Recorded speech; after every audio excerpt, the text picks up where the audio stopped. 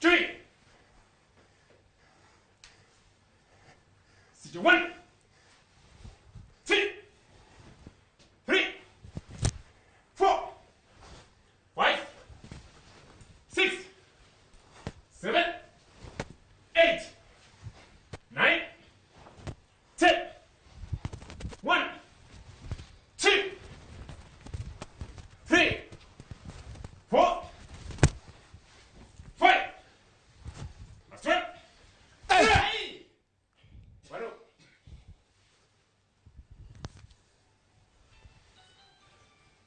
Target.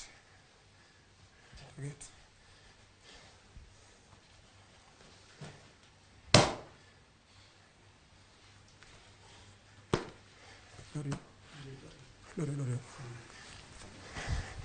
Fight inside. Jump! Check out. Hey. Fight inside. Jump! Hey. Hey. Hun.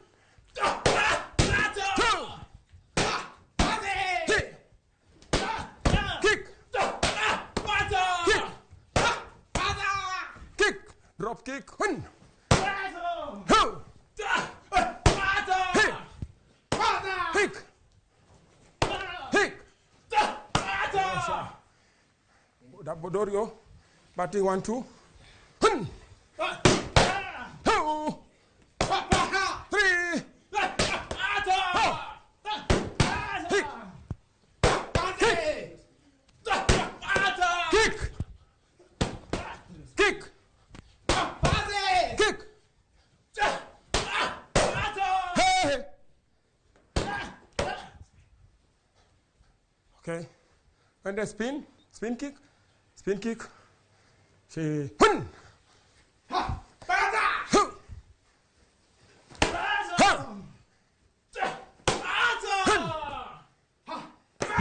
Change leg. Hun. Hun. Hun. Back kick. Chagi. Hun. Hey. Kick. 360. Hun.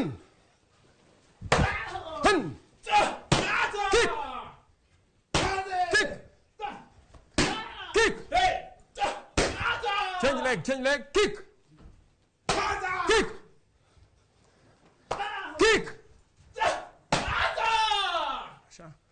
When they sparring, demo sparring, Owili.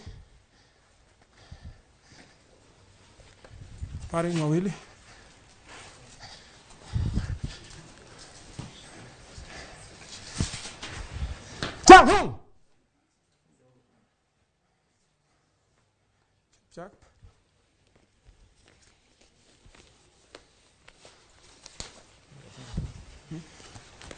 Okay.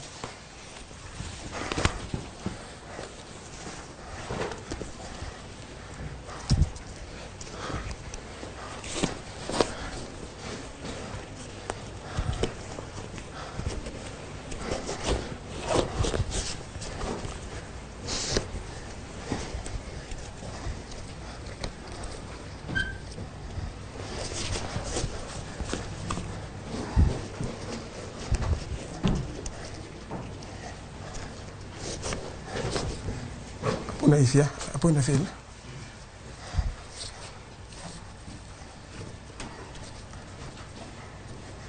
Asian. Ini kau nggak tahu anak belt ini? Anak belt? Jangan. Ini kau kayak anjang ini. Ini asma di boy baru dia woko. Jangan.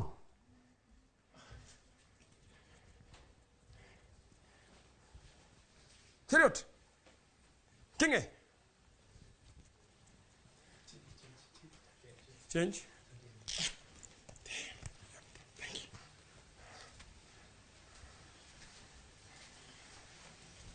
Jumpi! Si Jack.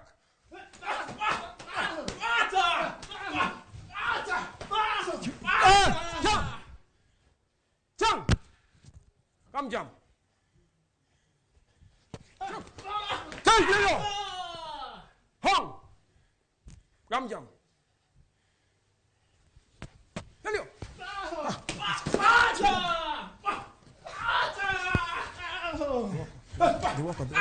Leo. Hong. Gamjam. Get shock.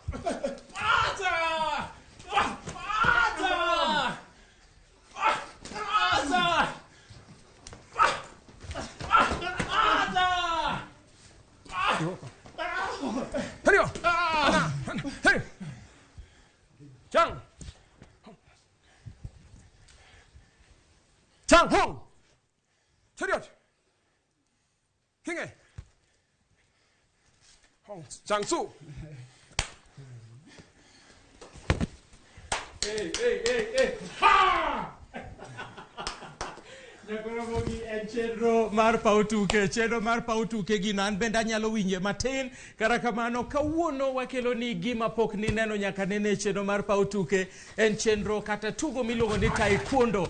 Wan gi kweth ka motimo limbe. Aneno gik mapok na aneno ka e Taekwondo. Agwecho lich ka matamre gi nono nyaka Ramogi. Abro temo ni mondo alose gi coach margi mondo nyisa ni to giya kama nade to gitimo ang'o. Gik ma gitimo gi moka winjo mana ni Kia split kiango machiegni chendo mar pautuke. Iwacho ni luongi ni nga? Hello, Stephen Odhiambo. Stephen Odhiambo. Aha. Stephen Odhiambo in wuod kanye? An wuod Alego Kakan. Wuod Alego Kakan. Yes. Aha, mai tugo miluongo ni Taekwondo. Taekwondo. Ugocho ne team mane kata utimo tiegruok kanye? Okay, watimo tiegruok kwanza wan police team. Kenya police team. An assistant coach. In assistant coach mar police. Mar police. Aha. Magi players, kam coaches. Aha, kam coaches. Yes. Okay, inyalo nyiso wa nying gi kamoro wang'egi ni gin ng'ano gi ng'ano. Okay. Kai kwachako. Wachako go Vincent Dok. Vincent Dok dala ma Kisumu. Kisumu. Yes. Erokamano Vincent. Sebedo kotugo no police. Ndalo mang'eny sana. Yes. Okay, inyalo wacho iluongo ni Vincent Dok, Kisumu ya kanye, tang'o manorwaki e karate. Ilonga ni Vincent Dok, Kisumu, gima norwaka e Taekwondo. Taekwondo, yes. Tuguga football. Ni tugo football. Kapoda tin.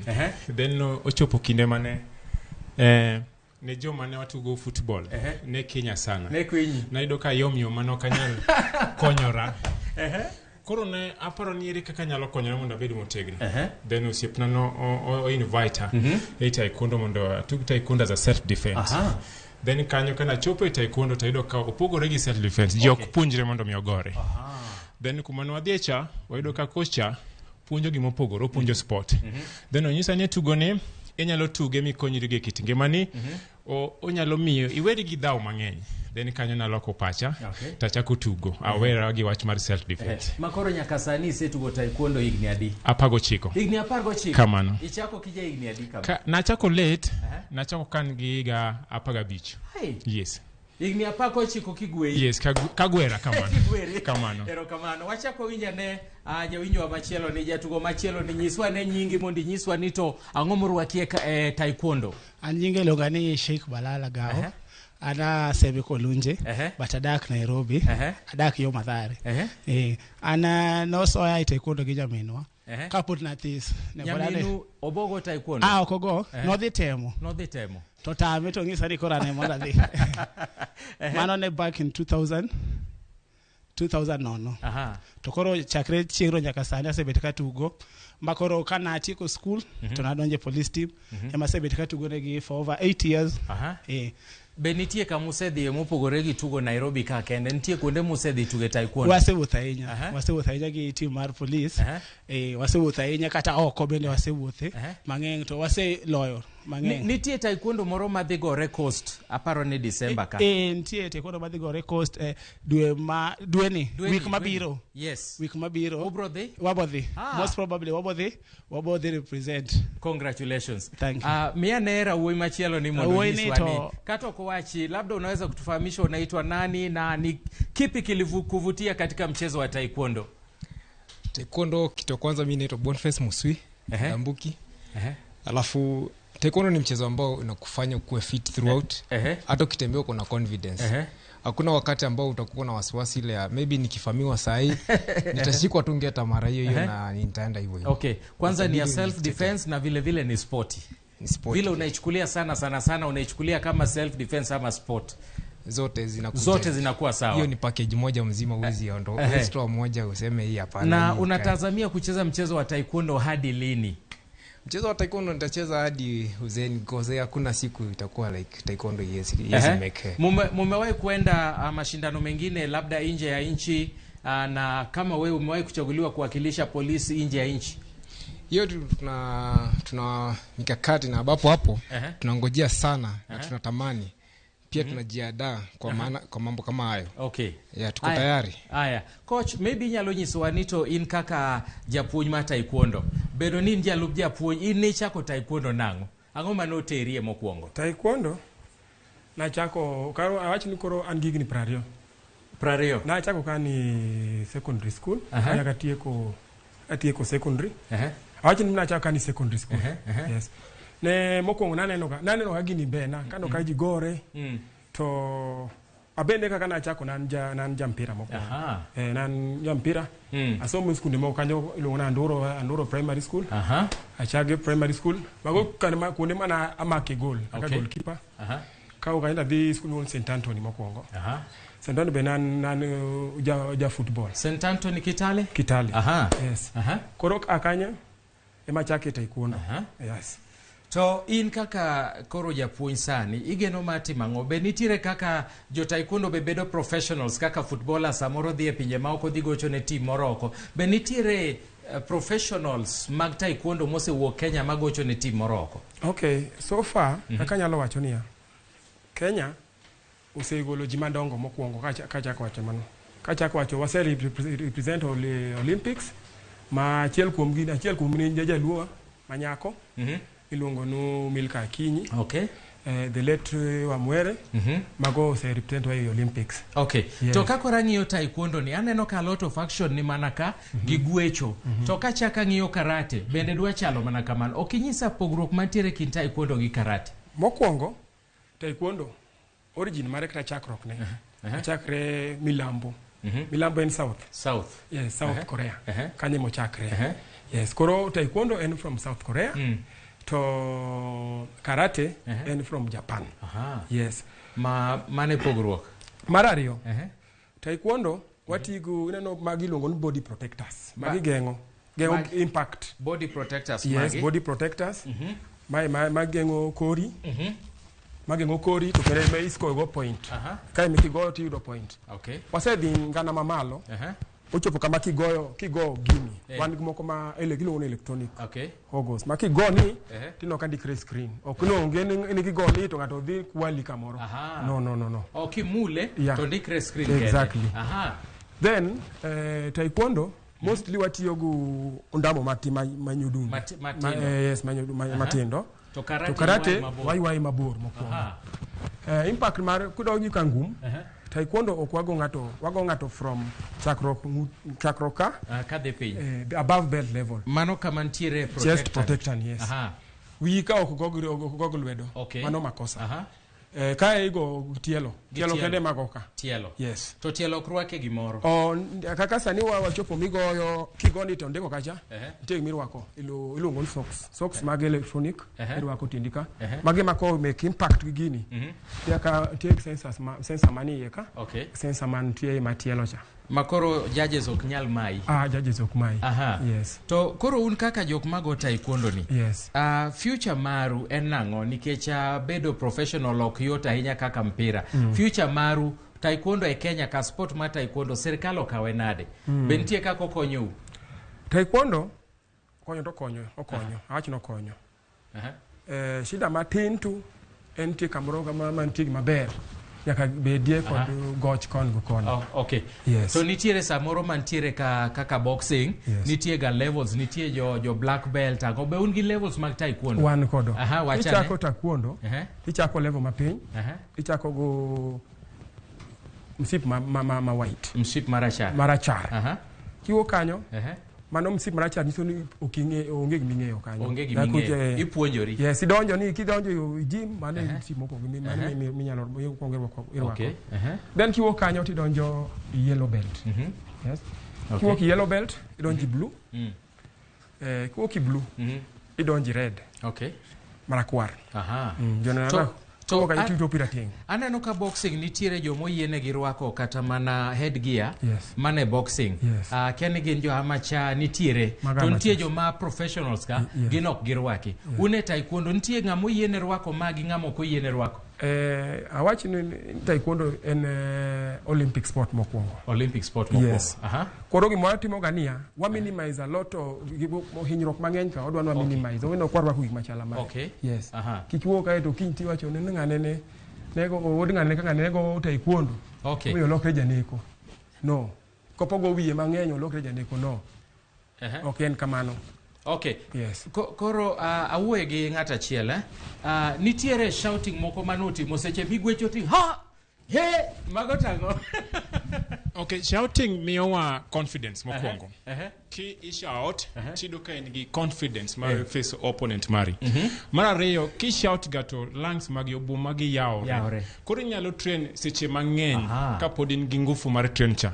Mano miyudo kwa shout. Shouting nitiere nyaka tugo mag tennis kiyudo ka gigoni to oyel gino miye ngufu e dende gi confidence mar confident matugo kamano. Okay, to kuom ranyisi kaka ng'ato baya gwecho cha moloto moro ma uba kudhi chien cha en iluonge nang'o coach? No, mano swing kick kata urgi. Okay, mano ero ka kuom hayo marachi bayo minyono wi ng'ato.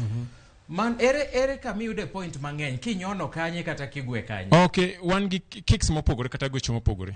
Gwecho moro amora magoyo ka ang'iyo opponent na. Mano direct kick kogweyo piny ka en points ariyo. To kagweyo kodhi e wich direct mano points adek. To moro amora matan kagweyo ka en imedo points ariyo e wi ariyo mana yudo ka. Okay. To kagweyo malo timeto adek koro abedo gi points abich. Okay, to kapo ni tan nikech kinde moko naneno club moro ni Ragumo Taekwondo. Kamano. Kane ogwe ng'ato ko tan but in the process olwar piny. Ima point koso mano to mana mari. Chon ni mayo wago point makoro ok medi.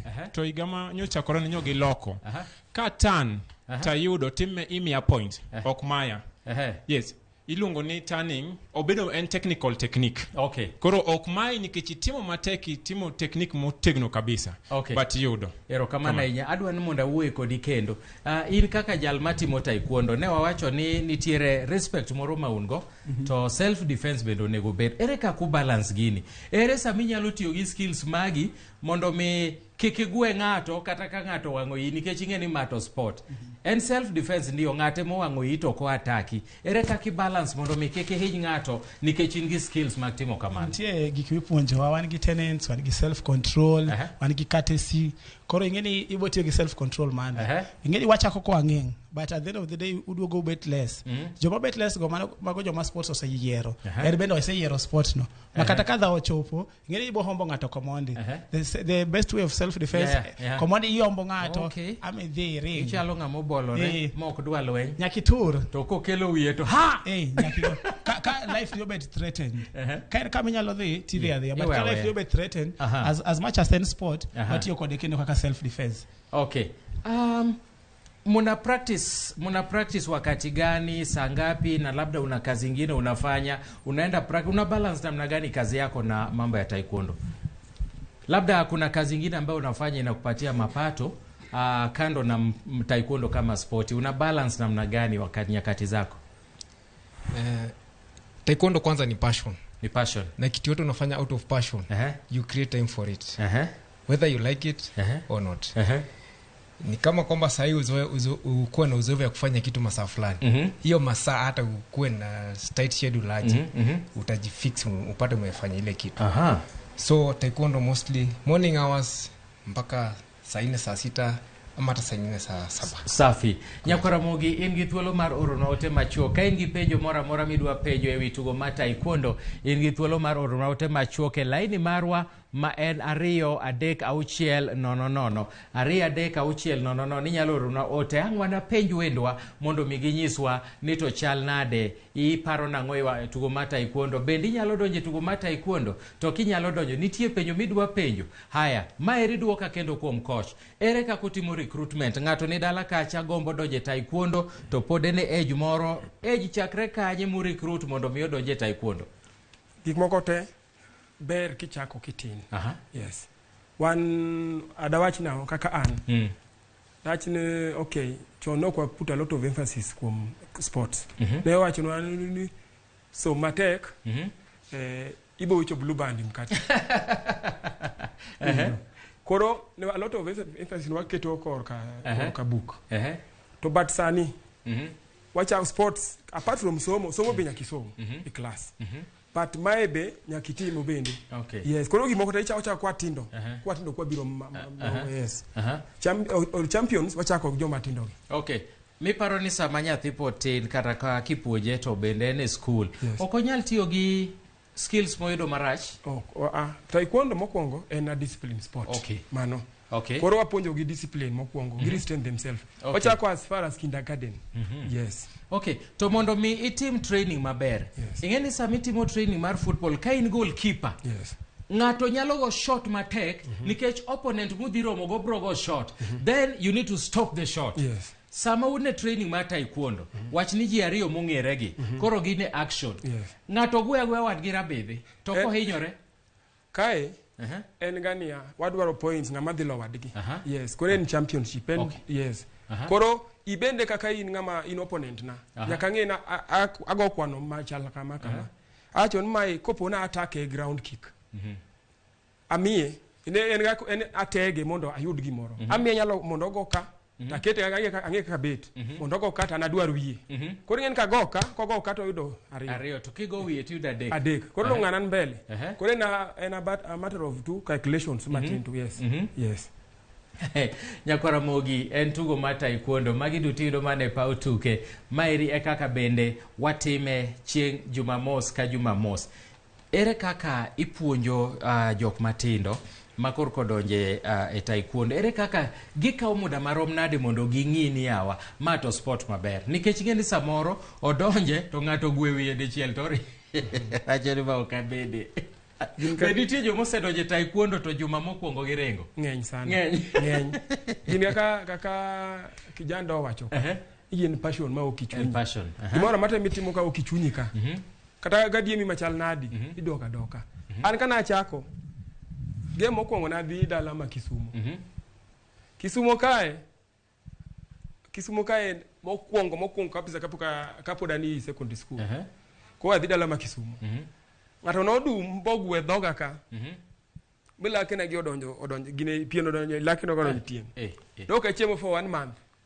Doka chal chamo omena gimoko ma oketie chumbi mang'eny no kanyal chamo. Mostly omena achino omena mokwongo. Magno no kanyal chamo. But then ikono kaweyo. Adhigo mana mbele kopna passion ni. Yes. Okay. Adwani mondo wadoge action matin kaito wabuka iweyo matin. Adwani mondo wadoge action matin utim nu achiel ariyo mapok no timo e bwo dakika 4 kende kaito wakao break kaito wadugi. Nyakwara Ramogi adwoko gi action kendo mondo ne kaka gwere kaka timore. Tisewinjo ni en sport ok en hinyruok to bende ok en gimoro mitiyo godo ni mondo idhi hinygo nyawadu. En gimitiyo godo kaka tich kaka tugo. Omiyo kete mana ka mondo wane kaka yawuot wagi eki ma owuok e Kenya Police gitimore mondo wang'i ane ni to chal nade. Gie kinde ni eri amiyo gi thuolo mondo mi gidhi ane action.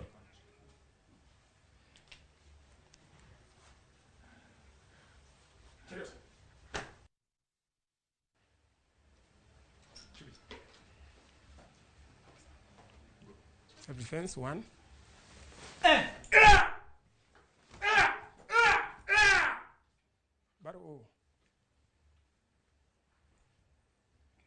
Okay. 2.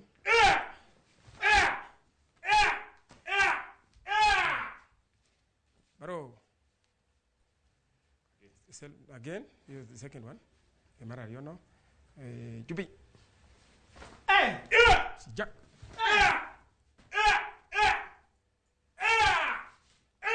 Bro. Chariot. Kinge. Jojo Shaw.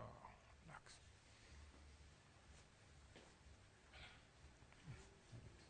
Good. Look at we're not the man. Oh, cut. You. Yummy!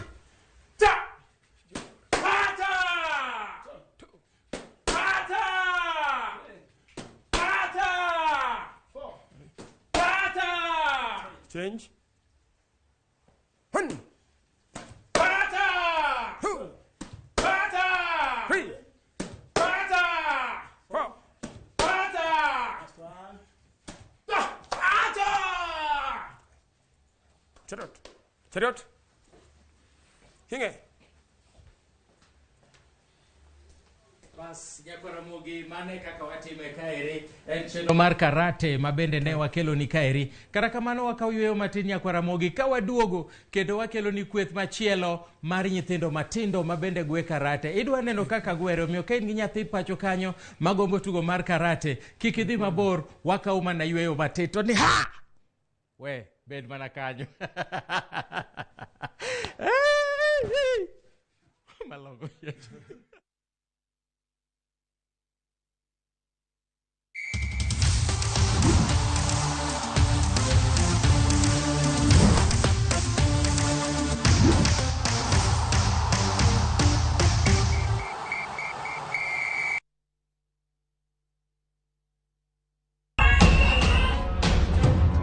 Duond mine oseman.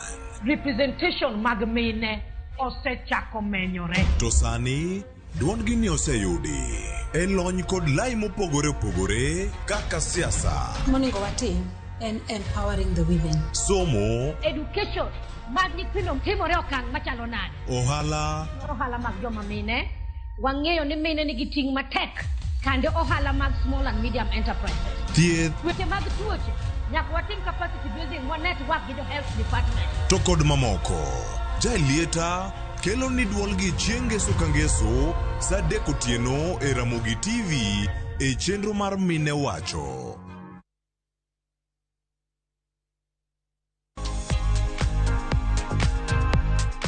Yedhe mabecho mag thieth nitiere. Tudri kod jolony mag thieth mag jamni mondo olos ni chenro mar kago jamni maromre kod rang'iny kata kwan mag pith mari kod lek magi mag pur gi pith.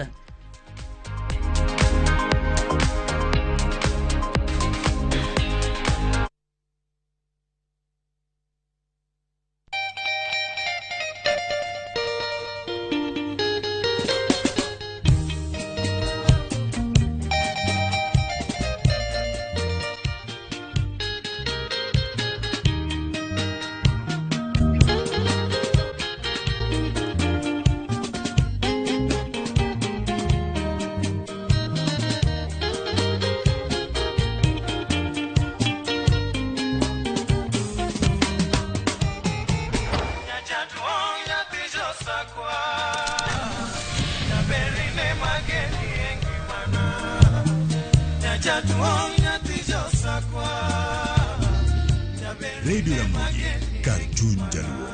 Radio Ramogi.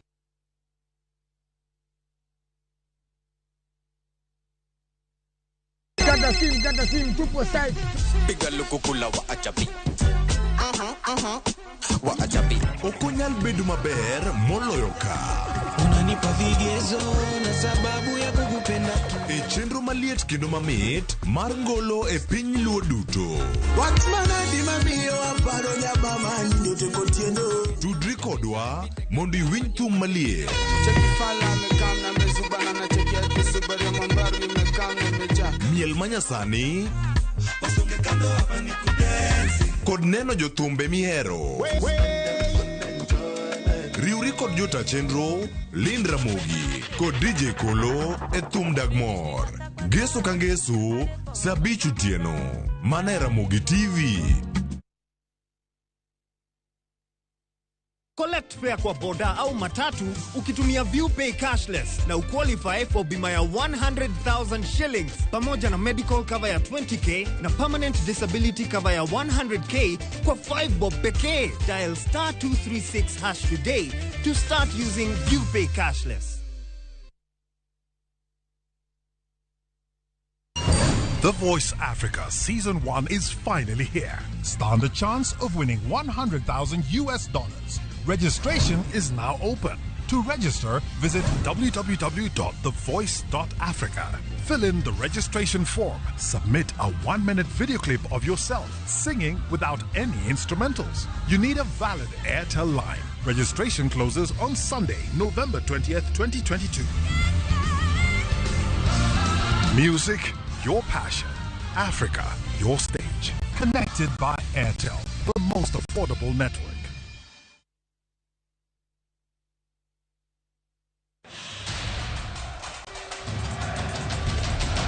The World Cup fever is here with us. Nani atabeba kikombe? Will it be defending champions France, host country Qatar, 5-time winners Brazil, Lionel Messi's Argentina, ama will it finally go home to England? We already have the games on shabiki.com.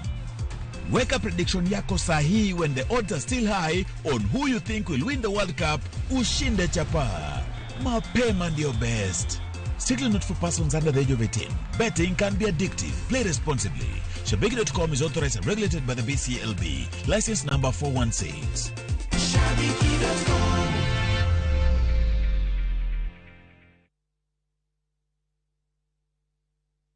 Tembea Kenya na View Travel. 3 days Masai Mara from 14K. 3 days Mombasa from 13K. 3 days Diani from 16K. 3 days Malindi or Watamu from 17K. 3 days Samburu and Amboseli safaris from 20K. Self-drives and weekend getaways for 2 days to Naivasha, Nakuru and Mount Kenya from 3K. Staycations in Nairobi for birthdays and private celebrations from 4K. Call 0703-254-254 for bookings.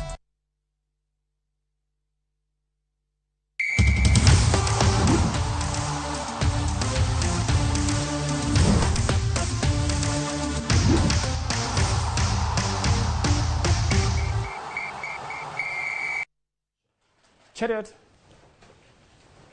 Kinge. Chubi. Chuchum Sagi, Montom Jirigi. 1. She Jack go 1. 2. 3. Double punch 1. 2. 3. Triple punch 1. 2. 3. Baro. Absogi Aramake Shi Jack 1. 2 punches going forward 1. Mbili 2. Unarudi nayo hivyo na nyuma 1. 2. 3. 4. 3 punches going forward 1. 2. 3. Unarudi nyuma na inward block 1. 2. 3. 4. Bado. Nitapiga target from line. Tube. Dorio mbili pa mguu moja 1. 2. Shout 3. Change 1. 2. 3. 4. Dorio spin kick. Go 1. Dorio chagi spin kick. Dorio back kick. Go 1. Dorio back kick. Dorio back kick. Dorio spin kick. Change. Dorio spin kick. Dorio back kick. Dorio back kick. Dorio spin kick. Double dorio. Last one. Nne. Go. 1. Speed. Go. Speed. Go. Last one. Go. Last one. Valisha. Hogo. Huyu na huyu. Valisha huyu. Be fast.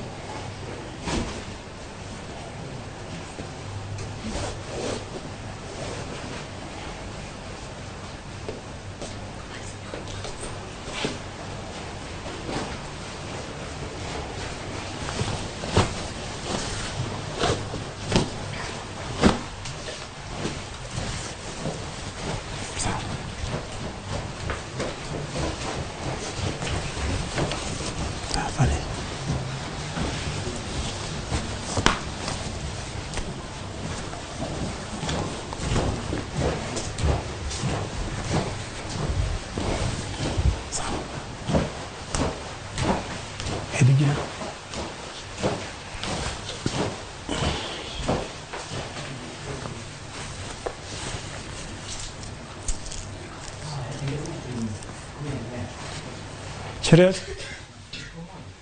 Chang Hong. Relax. Chang Hong. Toa. Shikilia. Songa. Soma hapo. Agombo soma hapo. Sekonda. Enda.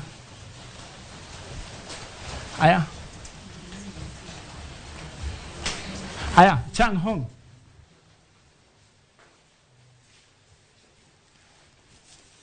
Chang Hong. Cheret. Kinga. Va. Vizuri.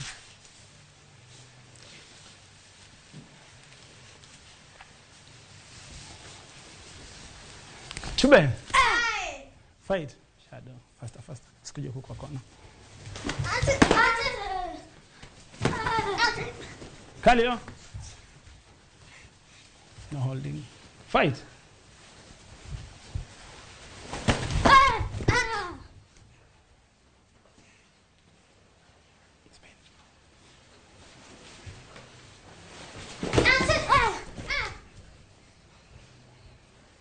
Kalio. Kuja. Fight.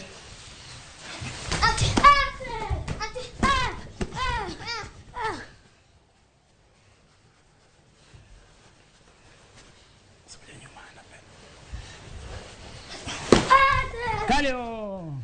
Chang Hong, Cheret, Kinge, Toa. Kuja.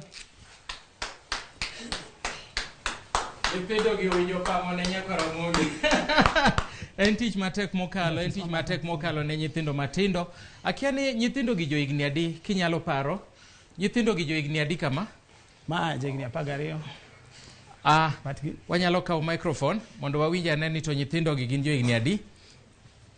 Aya, wacha nianze na huyu. Utaongea lugha gani? Kiswahili. Aya, weka microphone. Niambie unaitwa nani na una umri gani? Naitwa Faith Adhiambo. Faith Adhiambo? Yes. Umri gani? Kuna miaka 13. Miaka 13? Kwa nini uliingilia mambo ya taekwondo? Ulipenda taekwondo kwa nini? Niliona watu wenye wana train.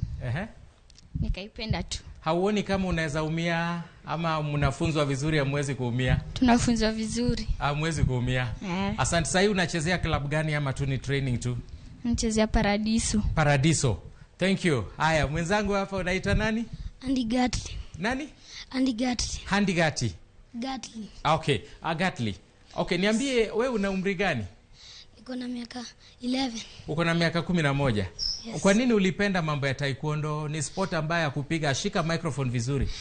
Nilipenda kwa sababu watu wanafundishwa adabu mzuri. Wanafunzwa adabu mzuri? Yes. Sio mambo ya kupigana tu? Yes. Kwa hivyo wewe ulianza lini mambo ya taekwondo? Nilianza 2017. Weka microphone vizuri. Nilianza 2017. 2017. Yes. Mpaka sasa. Yes. Sasa ni kama miaka 6 miaka 5 imepita. Na unaona kama utaendelea mpaka lini? Mpaka uwe mkubwa. Asante, mpe mwenzangu hapa.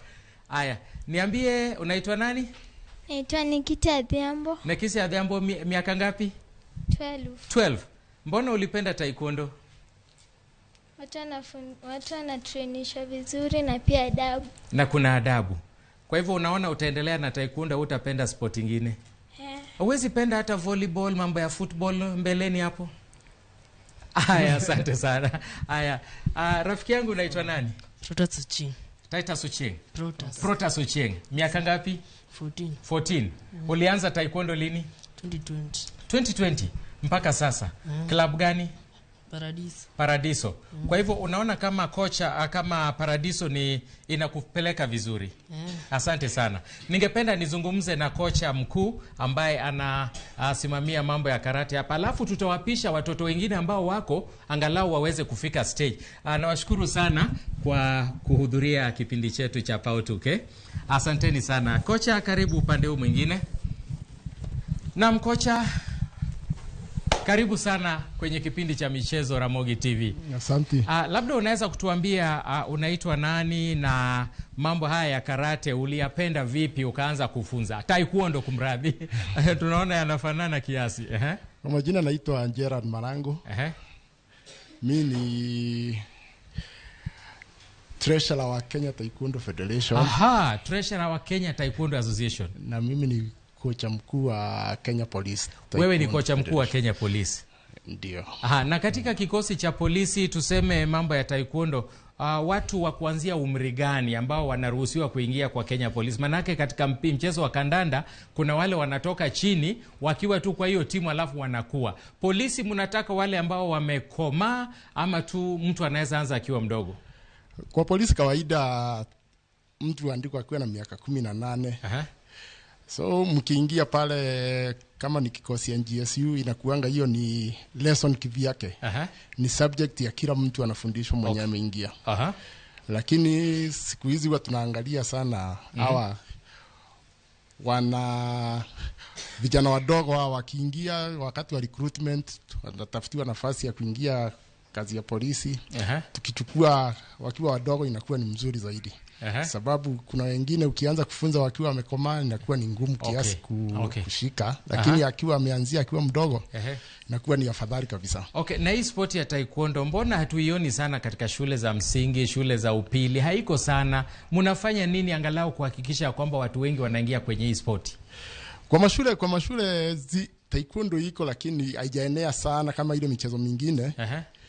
Taekwondo, unajua taekwondo ni mchezo umetoka mbali, ni mchezo wa kutoka nje. Mchezo umetoka Korea. So ni kueneza, tunaendelea kueneza tu kwa mashule pole pole. Na tena kuna michezo ingine inakuanga ni ghali kufanya sababu kitu kama taekwondo ukianza kwa shule, kitu ya kwanza ni uniform. Kitu ya pili equipment ambazo mingi hazipatikani. Kitu ya tatu formats lazima muwe nayo, si kama football mnaanzia kwa uwanja tu. Inakuwa ni ghali. Na kwa mashule mingi za public schools tunajaribu kuingia kwa public schools tuone venye tutaingiana na public schools wakubali tutume walimu. Tujue wao walimu watagharamiwa namna gani. Mambo yao wawe wanafundisha hapo shule, ameandikwa kama mwalimu wa shule.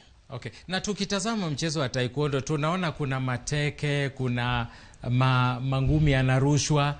Mnafanya nini kuhakikisha kwamba wale ambao wanacheza ama wanashiriki mchezo hawaumii, hawapati majeraha? Kawaida ya mchezo wa taekwondo ukicheza ndio nasema ni mchezo ghali sababu lazima uwe na vifaa zenye zinahitajika. Lazima uwe na hiyo protector. Lazima uwe na headgear. Inafaa uwe na mouth guard ya kuchunga mdomo in case ukipigwa usingolewe meno. Kwa miguu inafaa uwe na shin guard. Hapa mkono arm guard. ziko vitu. Okay. Hizo vitu ndio zinakujanga sasa wakati unaenda kuelezea mzazi ile vitu unataka mtoto mwanafunzi yawe nazo. Mtu anaona kama ni gari lakini si gari, ni ile kuprotect mwanafunzi. Kwa hivyo tuseme kama watoto ambao wametoka hapa na wengine ambao wanataka kuja, wengi wao wanajitafutia vifaa. Ama kuna vilabu ambavyo pia viko na vifaa tayari kwa watoto ambao wanapenda mchezo. Kwa klabu kawaida ile kitu utapata kitu kama hizi headgear, hizo coach wengi wanatafuta na target, na klabu mingi pia utapata ziko na mat. Sasa inabaki uniform. Uniform ni personal. Hawezi kusema watashare uniforms. Uniforms kitu kama mouth guard, hiyo ni personal, protectors za shin guard, hizo ni personal. Asante. Labda kaduogo iri aneno kipuonjo nyithindo. Ere kaka icha kupuonjo nyithindo ginade to be gimako gigi piyo kosena ena gima nyaka kaw muda malache ka ging'e wach mar taekwondo. Nyaki kaw muda malach. First of all, wasa consent letter gi jonyuol. Nikech en contact sport. Nyathi nyalo hinyre, but kwasa sign consent letter eka koro chako puonjogi. Kaka andigati na chako puonje kothis, sani na koro duong. Wasa sign consent letter iwuoyo kodgi. Kwanza mokwongo oher sport. Okni ong'e oher sport. Kose ng'eyo sport eka koro obo hero. Kose hero sport eka koro obo ng'eyo sport. Koro matiso ge kita gitugo kanyo sama utrain. Kose hero sport eka koro ipuonje mondo koro ng'i. But as long as 5 years. To ka koro inyalo puonjo gi nyaka higa marom nade eki pass ne coach mapuonjo team mamalo. Ipuonjo gi as long as it takes. Koro en mono donje national team mano koro effort mare. Koro donje national team dong nitie selection. Koro ibo nene kanyo tiwacho ni koro wakao mai. Donje national team. Coach, mwito kwa wale ambao labda wako nyumbani wanatutazama kwa sasa na wangependa kujiunga na mchezo wa taekwondo, labda wamepitisha miaka 20, wamechelewa ama wanaweza kuingia? Kwa mchezo hakuna mahali unakuanga umechelewa, inakuanga ni mwito kwa mtu yeye mwenyewe. Venye una kitu kitaka ukisema kitu fulani nitafanya. Hata uwe na miaka ngapi ukiweka bidii tu lazima itakuwa. So mwito ile kitu ningewashauri, ningewaambia taekwondo ni mchezo mzuri. Ni mchezo wa discipline. Ni mchezo wa self defense. Tena ni mchezo unaimarisha afya yako kibinafsi. Na hiyo ni moja. Sasa mtu anakusikiza saizi, anakutazama, anataka mahali anaweza kutrain taekwondo. Atapata wapi mahali pa kutrain?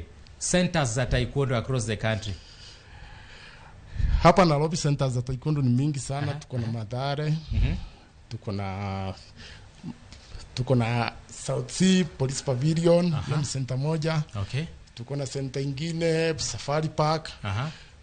Tuko na virabu all over, almost katika kila mtaa. Mtu akisema mahali yako tunaweza muunganisha na mwalimu wa hiyo mtaa. Mwalimu, tuko na walimu wengi sana, ni vile nao wanafunzi sasa inakuwa walimu wengi, mitaa mingine unakosa wanafunzi. Kwa hivyo anaweza enda hata hapo Mathare atafute mahali pa taekwondo, ataunganishwa. Utaunganishwa kila mahali ukiwa Nairobi. Asante sana. Na nje ya Nairobi pia kila mahali tuko na, hakuna mahali hatuna mwalimu. Asante sana. Asante sana kocha. Asante sana kocha. Maybe wach mogik minyalo weyo godo jogo e kuma bende ne neno chendo makawuono. Madawach niya. Wakwayo sirikandwa. Mondo ketu a lot of emphasis e taekwondo. Watch my sporting, this loving sport. This is an awesome sporting activity. Kwa kwanti sirikal omedwa teko. Kendo jiwa mote omak lwetwa. Mondo jiwa yude ka joma dhi Grand Prix. Joma dhi manyalo madhi Olympics. Ero kamana inya. Asante sana. Mago ne gin coaches mawa mane puonjo nyithindo gi joma dongo. Gie thuolo ni adwa ni mondo arwak kweth mar ariyo mar nyithindo mabende biro nyiso wa kaka itime. Machiegni karibuni muingie kwenye uwanja. Asanteni sana coaches na asante sana. Peana mic upande ule. Haya, inabidi ninywe maji kwa sababu hata mimi niko action sasa. Magi nyithindo wanyagu edhogi. Haya, sasa hivi nawapisha watoto hao waweze kutuonyesha ujuzi wao, kisha turejee.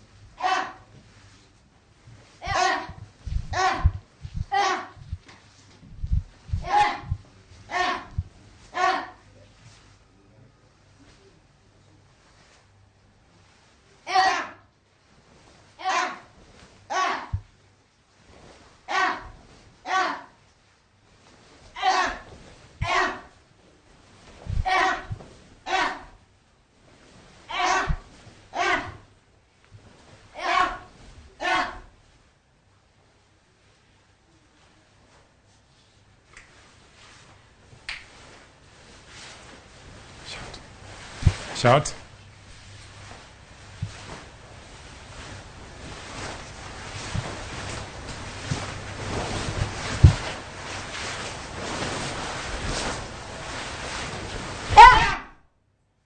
Paro. Sit down. Chubby. Taekwondo 2. Sit up. Power.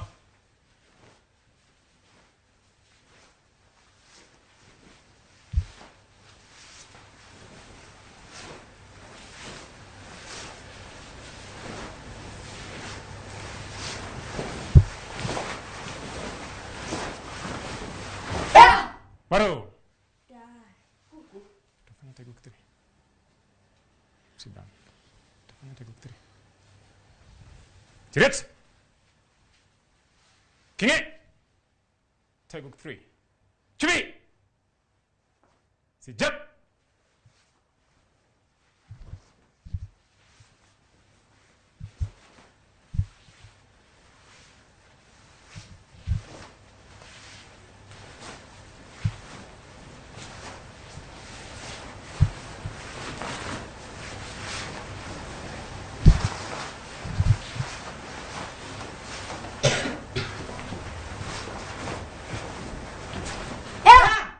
Paro.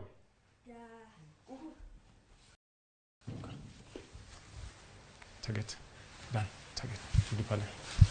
Rudi. Kada la fudu leche. Chubby. Hey.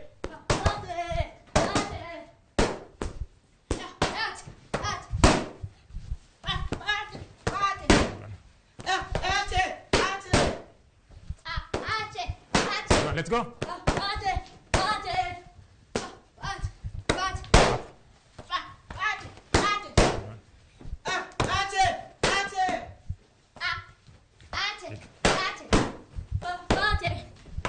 Last one.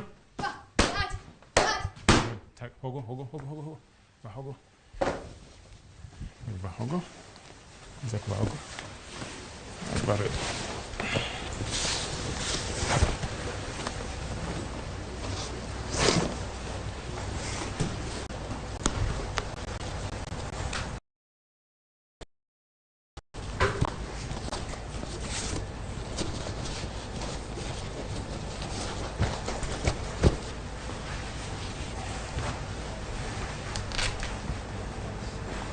Chang. Get. Get.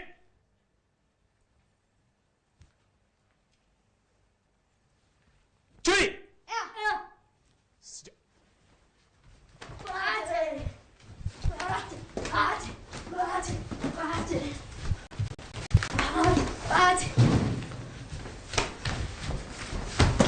Fight.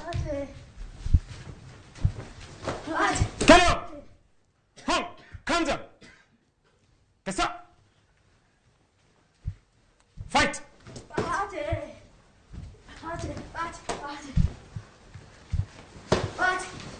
Get up. Jump home.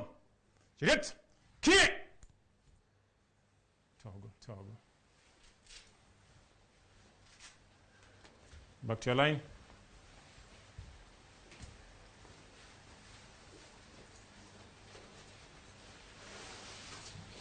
Line.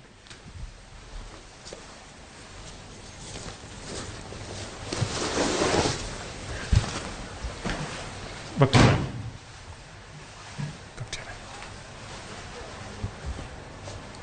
Okay, erokamano ahinya. Mago gin nyithindo kweth machielo mar nyithindo mabende osebiro kaeri mondo ginyiswa kaka gitimo karate. Tugo mabende waseneno ka en tugo maber mokalo. Kaluwore gi tugo mar Taekwondo. Aning'eni gichalre na odhi karate to dhi Taekwondo. Bas, adwa ni mondo wakawe microphone mondo wapenjane. Chukua hiyo microphone tafadhali. Haya, niambie jina, anza hapo. Niambie jina na uniambie umri wako. Jina yangu ni Walia Sudhiambo. Na niko na 14 years. 14 years. Yes. Asante sana. Klabu yenyewe unachezea? ICY. Haya, mwingine? Kwa majina naitwa Isaac Kuuma. I am 14 years old. 14? Yeah. Nacheza kwa I am from ICY Taekwondo Club. Asante. Mwingine pale mwisho?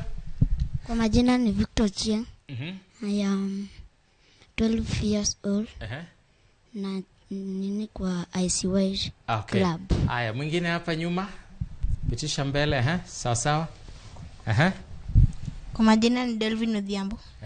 Niko na 13 years. Unachezea klabu gani? ICY Taekwondo. Hashi? ICY. IC1.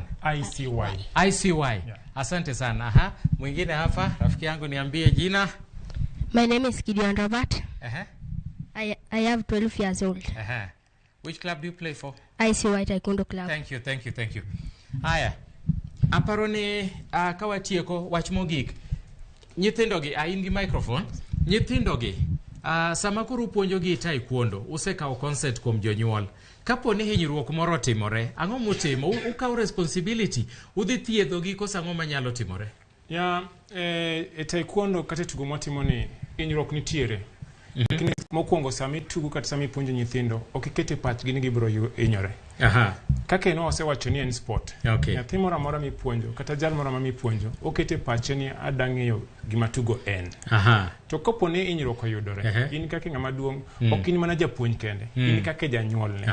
Koro ka hinyruok oyudore, gima okwongo mitimo nyaka ing'ini yudo first aid mitimo ne, ti contact janyuol, to ringo ung'iyo ni kaka unyalo konyo nyathini mapiyo. Erokamano. Asanteni sana. Tunaweza kurudi upande huu mwingine. Asanteni sana coach, wanyalo doka koni. Nyakora Ramogi, anto kora chopo gi kanyo ne wan mane karate, an benda puonjora ne wane taekwondo, an benda puonjora mang'eny ahinya kaka nyalo bedo gi self defense. To nyisa ni nyaka bed gi discipline, ok na gwego ji. Apuonjora moko hi mago duto te aseng'eyo. Koro kuom mano anta wegi kanyo nikech opondo ja picha. Bende biro gi tielo mar 2 mar chenro ni eri mar paw tuke futsal. Ing'eyo tuke machalo kamagi eki ibro yudo mana e Ramogi TV ka. Wanere bang'e James opondo ja picha biro bang' manyinga Milton Jaka Black. Donje paw tuke.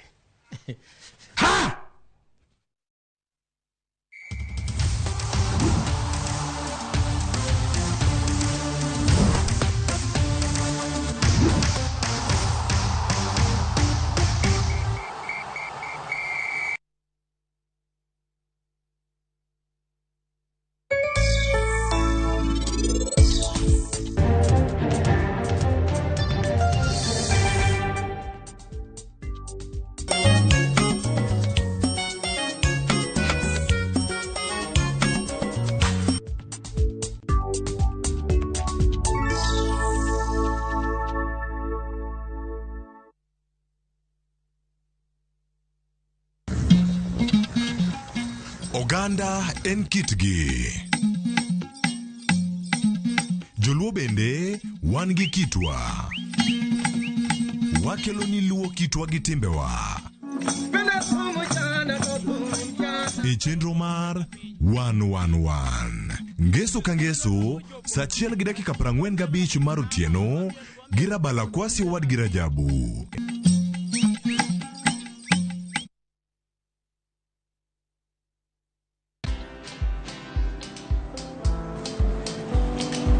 Chal nade? Chal ka gimi kaka ng'iyo sim gi pacha te? Kiki ahinya. En mana ni asebedo e story ahinya. Mana kaka rally manyochacha ne chal ka gima ne an kanyo kane otimo. Kendo kane iyawo chiro manyien ne chal ka gima ne an kanyo. Sama ne imiyo welo mapacho ka nengo mogonyore nam chumbi ne antie. In bende inyalo bedo e story kamora mora. Download mana Citizen Digital. Bed iyo ng'ala manyime gi weche manyien ka gi tuch kod gik mamoko ka gi timore kendo pogre pachoka kod pinje ma oko. Download Citizen Digital. Citizen Digital. Cheza Shabiki Jackpot Mbao kila siku ili uwe milionea. Tuma ujumbe mfupi ukiandika neno SJM kwa 29063. Kwa majina mimi naitwa David Kipkoro Stanui. Nimeshinda kwa Shabiki Jackpot Mbao ya milioni 21 tukiwa washindi 4. Hizi pesa nitatumia kwa kununua plot na nijenge na nielimishe watoto wangu. Usiachwe nyuma. Cheza Shabiki Jackpot Mbao kila siku kwa 20 bob pekee upate zaidi ya milioni 20 kila wiki. Shabiki.com ni makao ya washindi. Not for persons under the age of 18. Betting can be addictive. Play responsibly. Shabiki.com is authorized and regulated by the BCLB. License number 416.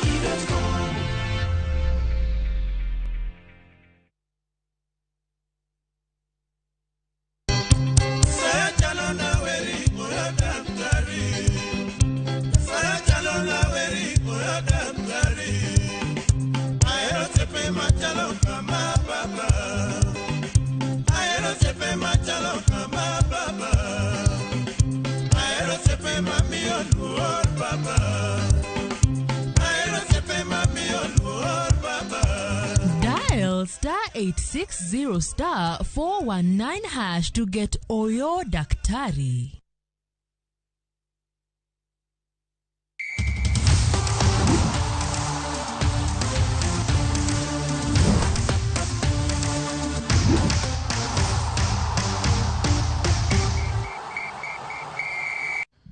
Machiegni nyakwara Mugajwang' antiere e paw tuke ma sikundu primar mar Jamhuri. Wadwa ng'iyo ni to tugo miluongo ni futsal, tugo mitugo kod jotugo 4 koni gi koni kod jagol achiel. En tugo ma ibro miwa historia mare ni nochakre karang'o to Kenya kae obire higa mane an kod jalony ma bende tiego nyithindo alap ma Jamhuri. Arok ni machiegni nikech ma chenro mar paw tuke ka ok winje e paw tuke Ramogi TV Nyakwara Mugajwang' to onge kumibro winje. Arok ni machiegni nyalo tudri kodwa namba mar 23600 kata Twitter mar @Ramogi TV KE mara bende @James Opondo Senior.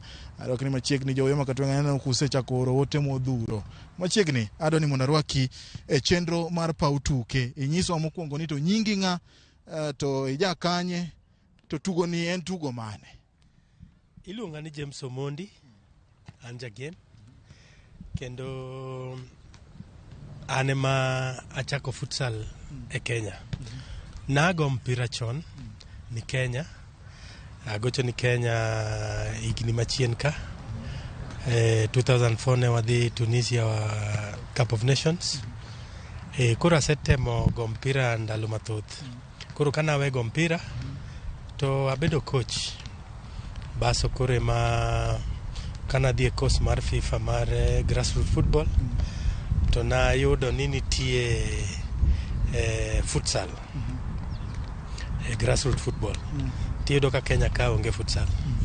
Koro higani kane chopo dwe mar 4 to na chako train nyithindo futsal.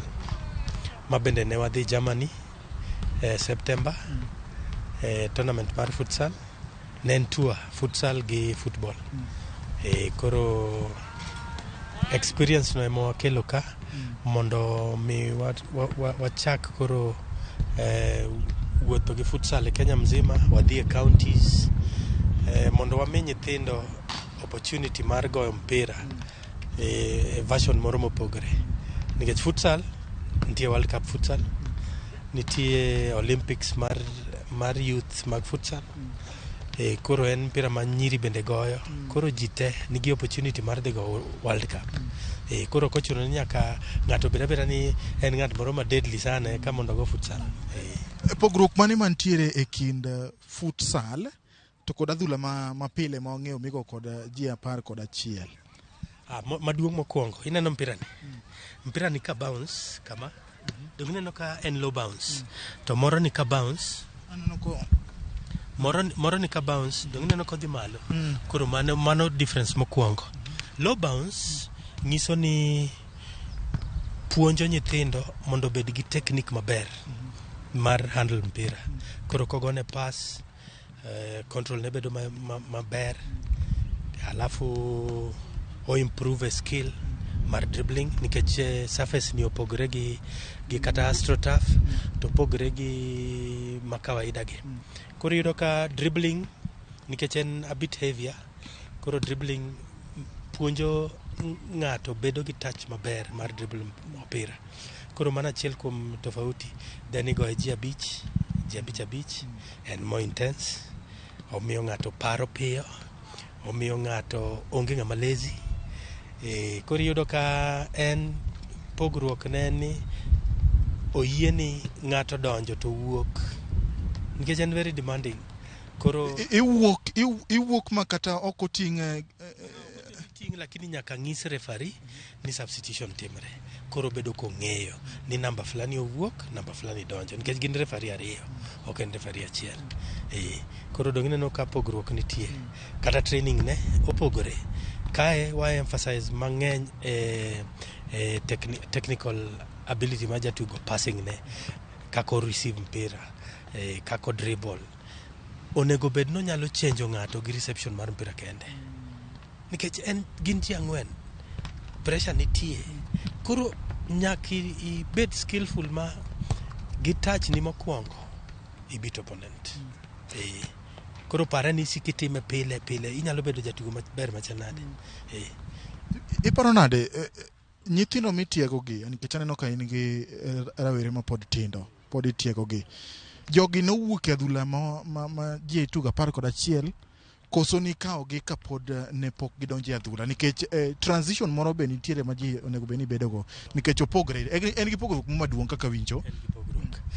Nyithindo gi ne atrain gi football ma normal, lakini koro ne waneno ni hapana, okatamo gi ni ok ginyal goyo football ma 11 aside, lakini adwaro ni watema nema mondo gine opportunities manoko ka.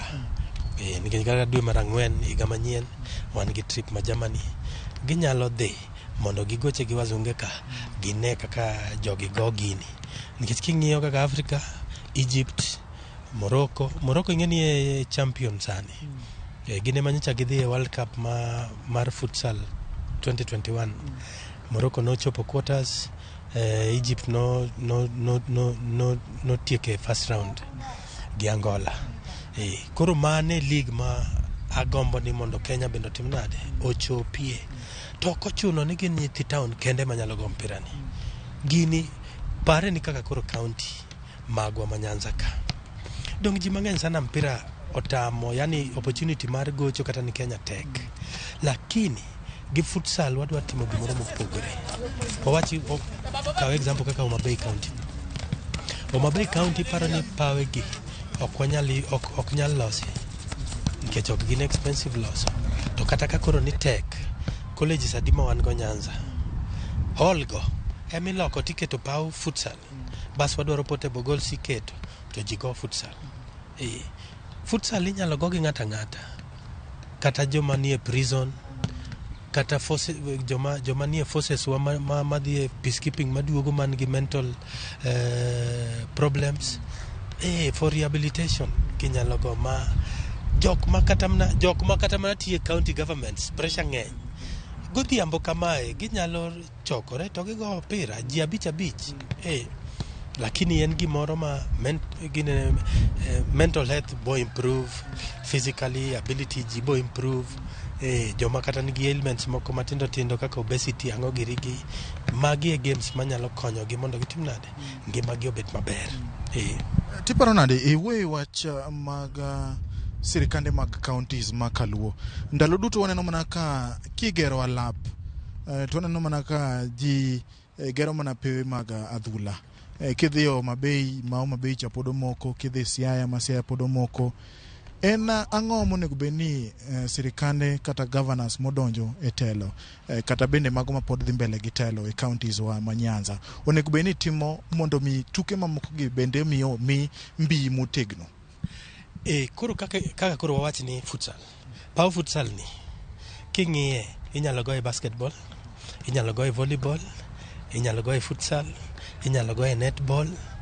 Koro yudo ka en multipurpose, chalo gi multipurpose halls ma gigero nwaga ka, ma ji nyalo go e badminton, ajua be nyalo bet kamoro go ajua. Koro kodhi owach ni Homa Bay ogero hall moro ka Homa Bay ka, gichako gidhi e sub county moro, gichako gidhi gero hall moro, purpose hall no, kama nyithindo ginyalo go e basketball, ginyalo go e futsal. Basi miyo ji te equal opportunity mar ji express. Nikech ok ji te madwaro go adhula, ok ji te maboringo around the track. Jomoko bende gomba nogo mpira, lakini koro adhula mar ji 11 chande labda oinge.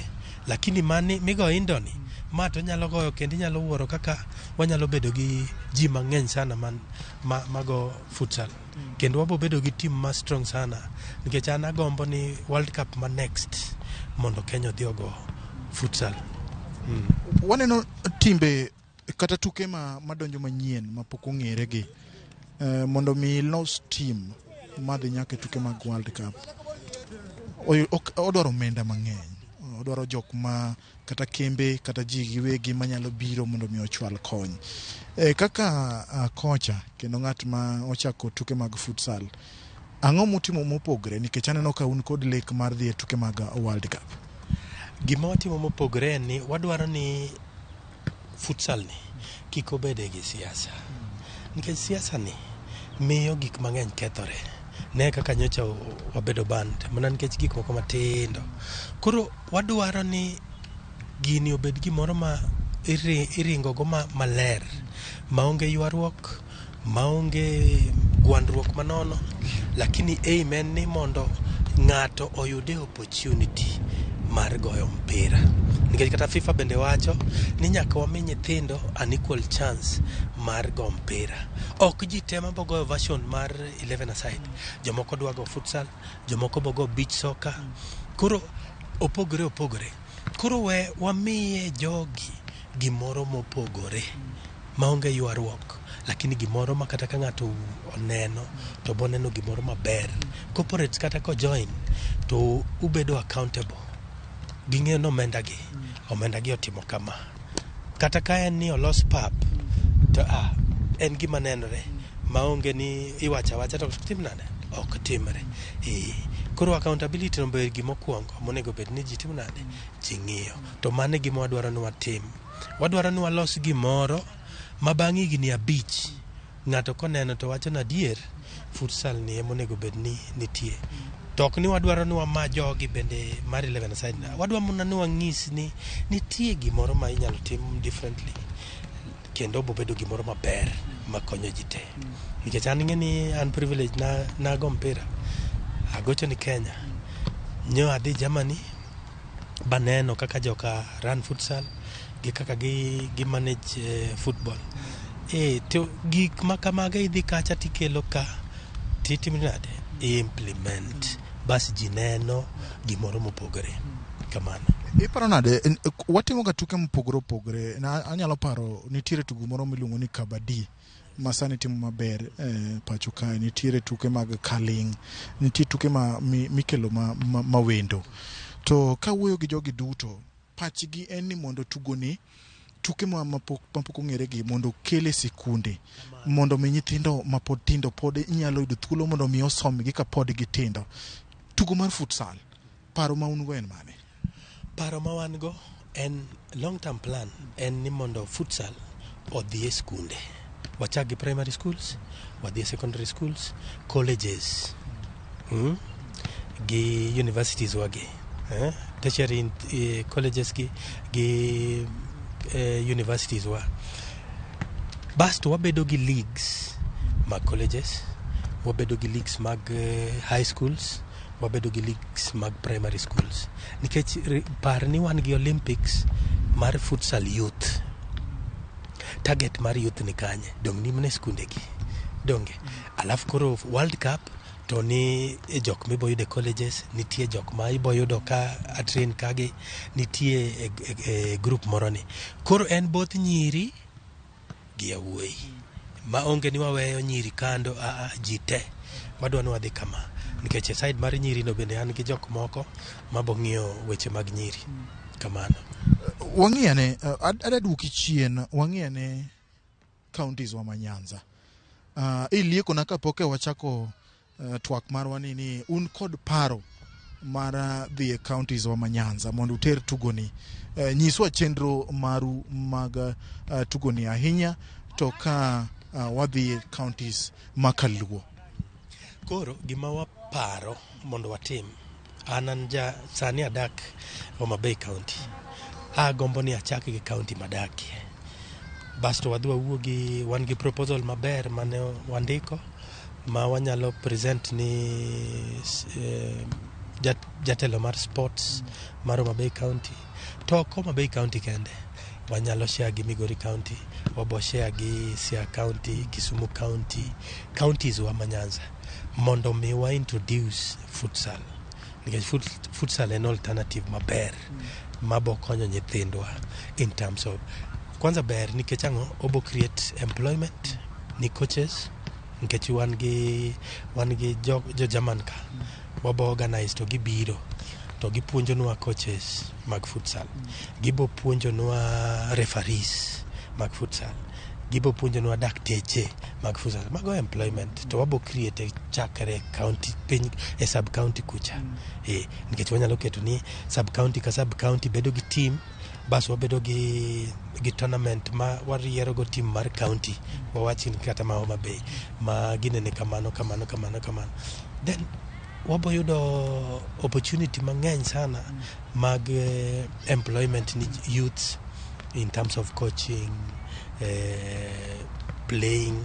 Alafu gisani kaka koro futsal dongo, okong'iso ni koro ni nyithindo gi ni bogo futsal kende.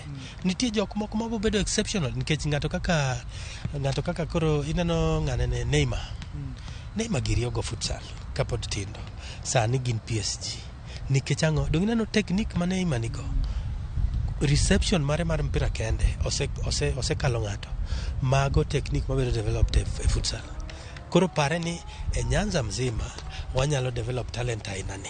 Iparo ni wabo bedo gi nyithindo machal nade mago choni Kenya ka, gibo bedo nyithindo mago mpira maber sana. Koro mane gima wadwaro temo mondo watim nade, wachak gi kocha.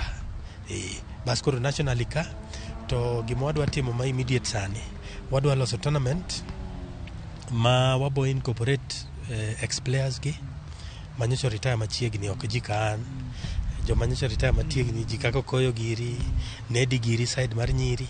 Bas to walos tournament moro ka mondo wabede gi team moro, kata team moro ma wanyalo luongo ni select kata marwa mar futsal, ma kata ka wanyalo kawayudo sponsor to gine ma mondo water gi Germany e tournament mar futsal ma Hamburg ma next year chande, mondo miwa ginene ong'eni Kenya koro futsal en gima dhi mbele, mondo wayud support kata mar FIFA.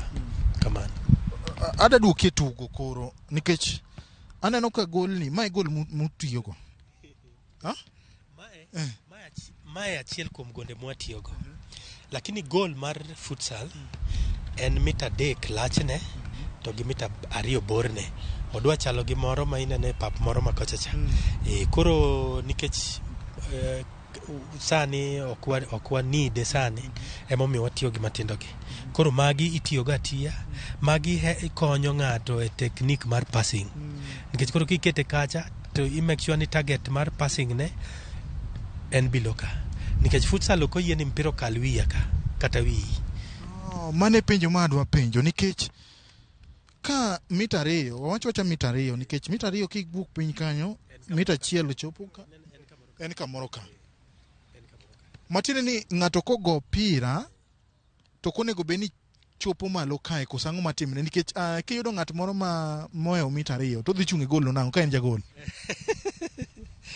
Mane sheria ni gol ni en mita 2 malo borne, alafu lachne mita 3.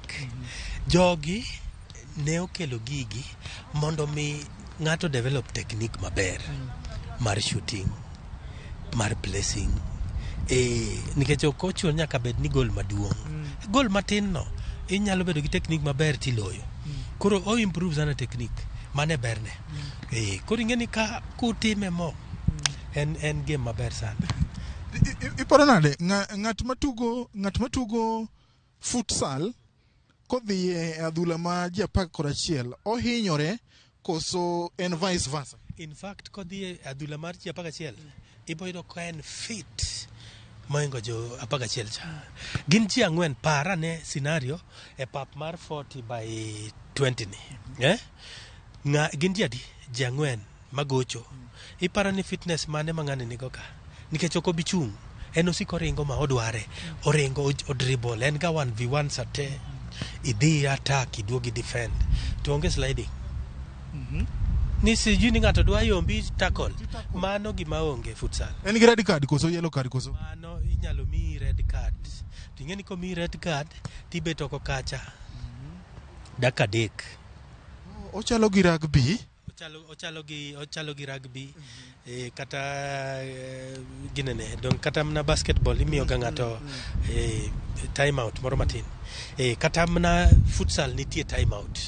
Lakini oyieni time out achiel e half. Koro ka team na adwaro time out to yiena time out achiel.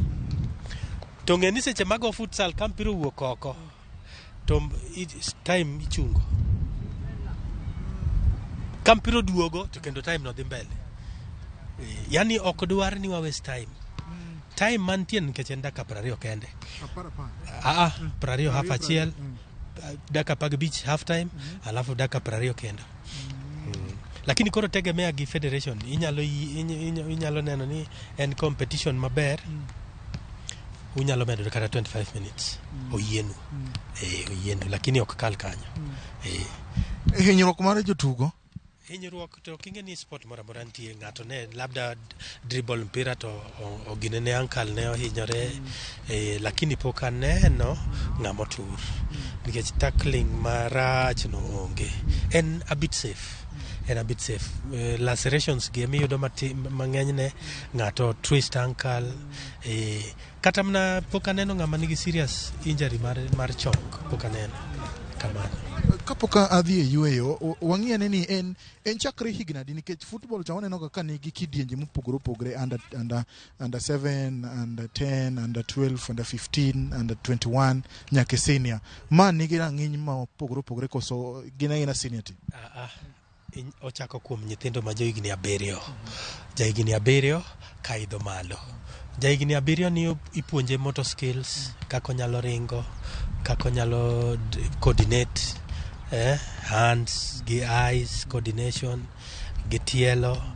Koro mos kamano. Koro pare ni nyathini kochak go higni 7. By the time ochoko higni 10, ipano nyalo go mpira machal nade. Koro mane kama joka hingo wago. South Americans, Brazilians, to kata Europe sani gikawe ma serious. Portugal nyocha neno noloyo bende futsal tournament mar World Cup manyocha. Koro yudo ka gi embrace futsal. To ng'eny gi yudo kaka Spain en mandatory ni nyithindo nyaka tim nade, nyaka go futsal nyaka age 13. Kochopo higni 14, jahigni 15 mokalo ka go mpira mapok ni dwari neno. Koro mane gima wadwa ni wakele Kenya. Mane gima wadwa ni wakele Kenya. Kik wabed wadog chien. Pare ni kata Somali sani nigi futsal team. Tangisie kane Africa chako futsal 1996, Somali ne en achiel kuom founders. Bas ne gidhi ginindo, nyocha ka kendo gi revive. Wan waonge kamoro amora. Zambia nitie, Zimbabwe nitie. Mano kia mwalo wakoni, Gangola. Lakini ng'enyne to donge ng'eni Waarabu ka gin gilony ga chon. Kamano. Nyakora Mogajwang' kaka isewinjo en tugo ma pod wendo e pacho kae. Ok en wendo nikech nochakre higni mokalo, kata kamano ok osebedo kituge ka sani owadwa ni wacho ni en ndalo makare mondo mi koro nyithindo bende mondo mi thuolo mar tugo mar futsal. Wadhi ywe matin kik dhi mabor nikech pod wan alap ma Jamhuri Primary School nikech tugo manyien ni gimoro moro kubiro manyien to jibro penjo ni to wan kare ugenjwa koni uchope karang'o. Koro jo ugenya jo sakwa kamoro moro ma untiere ma uneno wa achiel kachiel ko wuok e Ramogi TV. Kik udhi mabor nikech penjo go duto wabro bedo kwadwoko. Wadhi ywe kodwogo wan mana e Jamhuri Grounds.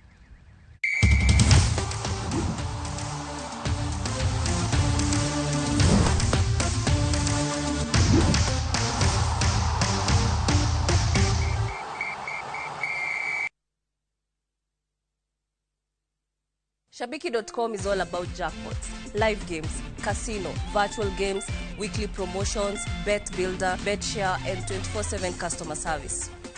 It's all about football, basketball, tennis, cricket, motorsport, and so much more. It's all about the big wins, the big moments, and the big bonuses. Shabiki.com is all about you, the fun. Kuwa Shabiki.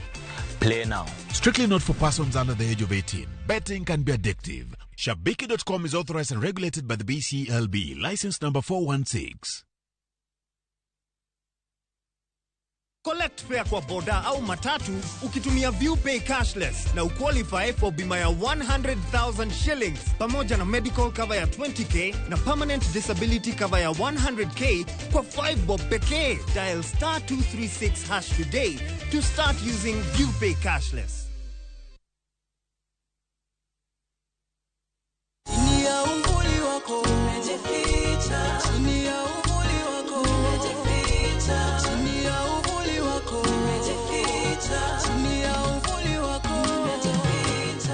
Kupata wimbo huu kama sikiza tune yako ni rahisi. Bonyeza *811 277#. Kumbuka, Skiza na Citizen ndio nyumbani kwa wasanii wote.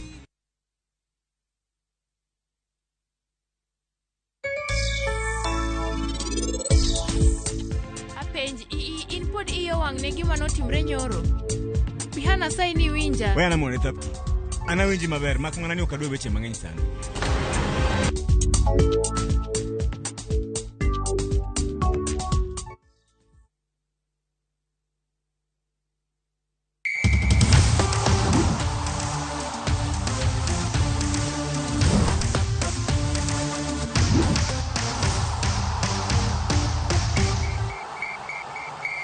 Gajuang pod wan mane chenro mar pau tuke kendo adwana nyisi ni pod wan mane ala ama Jamhuri Grounds ka wakelo ni tuake yono makende tugo man pod nyien nyakora moga Gajuang kendo in kod thuolo kamoro moro ma intiere mondo mi donje tuke gi mag futsal. Ang'eno penjo mang'eny kendo mano manyalo kwanyo en ni to ere kaka tugo mar futsal ni nyalo chope gwenge mopogore kata gi mago mag Nyanza nikech kata king'iyo gwenge kaka mag Mega kaka mag Butere kuonde go be nitiere nyithindo mapod tindo kendo ohera adhula nikech tugo ni king'iye to itude machiegni gi tuke mag adhula bende migoyo jotugo 10 koni gi koni. Ka aduna penji ni to tugo ni ere kaka koro inyalo tere kata na counties mopogore gi mago ma Nyanza nikech jipenjo mathoth ni ma en thuolo makare ma wan kaka jonyuol kata ma pod nyithindgi pod dwano ochak tugo ni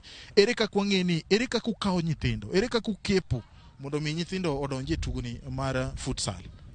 Nairobi ka wan academy wani what train ka Jamhuri ka koro what train ka chieng' Jumapil watren ka chieng' tich ariyo gi tich ang'wen. Koro ng'ata madwaro biro to bira ka oboyudo waka. Sioni ka ma oboyudo sasaya.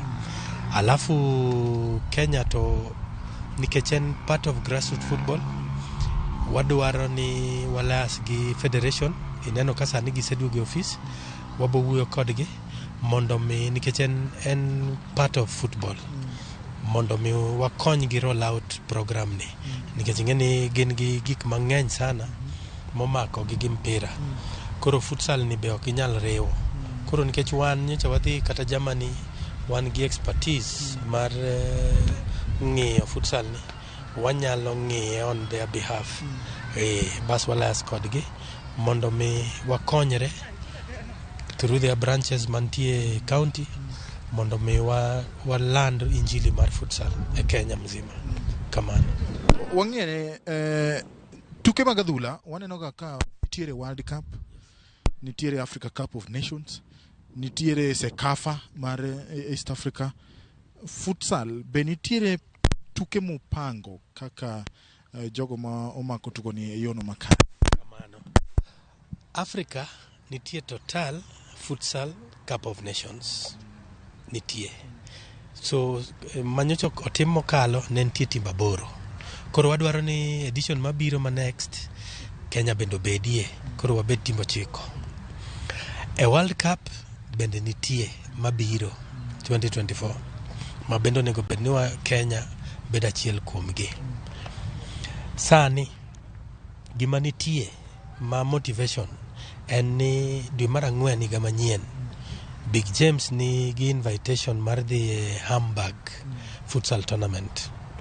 Koro wadwa ni water timbe ariyo mar mon gi mar chuo mondo dhi e Germany gibende gidhi gine adhula kaka igoyo.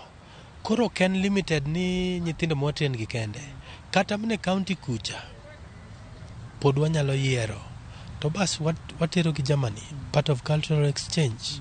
Yao pach ji ng'ato dhi e loka bendo dhi one ni to joka dak nade, joka timo gik moko nade, then gimoyudo kucha uduogo go Kenya bo konye bo miyo pache yaure, nyalo miyo ne gik moko e pinyni mopogore gi kaka ong'iyo go kamano.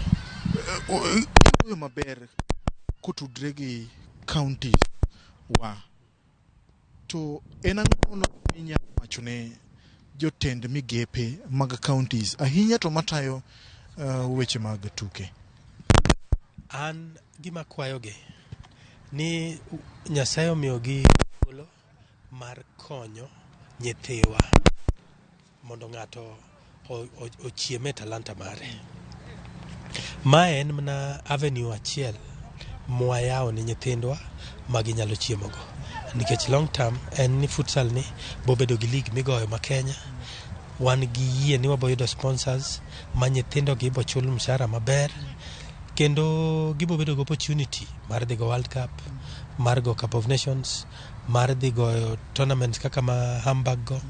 To mano mana achiel, nitie moro mabe ma UK mabende wagombo ni watergi. Exposure. Nyaka wami nyithiwa gi exposure. Koro opportunities ng'eny. Koro gibende jo county gi invest. In conjunction gi Big James Connect, wanyalo makore to waloso nigi county team maber ko ai sub county level. Wachaka ward tilosa selection maber to wabedo gi tournament moro maber mitime selection manyangaf maonge ni mapendeleo nitie. Then county bedo gi team mar futsal maber. Mar futsal nyalo bedo gi nyithinda 10 kata 15 team achiel. Koro wawach ni county ni obedo kamano then waloso inter county tournament to wabedo gi team ma nyalo dhi Germany mar both nyiri gi yawuoyi. To bentire okenge musekawo mar loso team wakeini nikech gisano mana kawuon kod yawuoyi. Koro wakeini gi wadwa emomiyo nang'isi ni nitie ji kaka Nedi giri ma wawuoyogo mondo gibende gichak margi mar nyiri. Ok ochuno nyaka watrain kodgi kae. Wanyalo kata dwaro nigi pap kaka koro mar Nyayo cha. Watemo wuoyo gi sirikal ma ministry mar sports ka giyienwa mondo gikonywa gi pap ma Nyayo. Nitie Nyayo gymnasium gi pap mar handball toke kanyo. Koro pauno nyalo konyowa. Koro nyiwago nyalo train kanyo. Kata ka wan gi tournament moro ma kacha to watiyo gi pauno kamano. Nyien kata ma okawo tich sani Babu na Mwamba en king'iyo ndalo mosebedo kata na telo mar tayo weche mag tuke kata na sirikal mar bar no en jalo mane inyalo dhi e ofise miwuok kode mi ipimne laini ma in godo e weche mag tuke kendo no en gi paro maliw mar gero weche mag tuke. Un kod chenro mane mag dhi kata nikech en tugo mapod udwa ni mondo ukete lwet riwruok matayo weche mag adhula FKF to jatendu maduong' to pod bro mana bedo Babu na Mwamba kubro wuok pacho kai kodhi e tuke ma oko nyaku dhi kuome. Ndalo mang'eny waneno kata na Harambee Stars wuok kata na Klepe ma pacho ka wuok komenda onge kuom sirikal. En chenro mane ma un go makare mar dhi mbele jatend migawo mar weche tuke? Wan chenro mar dhi nene mapiyo.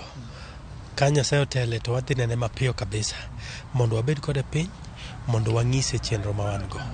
Nikech nitie gima ne wandiko ma watemo mondo chopne mondo ne berne gigi kaka bokonyo mondo mi ka wadhi nene ong'eyo gimomiyo wadhi nene kako nyalo konyowa mondo mak badwa mondo futsal ochung. Nikech futsal nitie Olympics mar youth mar futsal.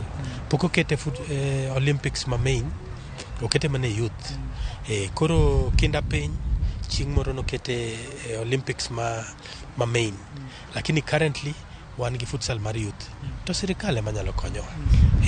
Sirikal ema nyalo konyowa. Kata mana national team mar futsal, sirikal ema bo konyo.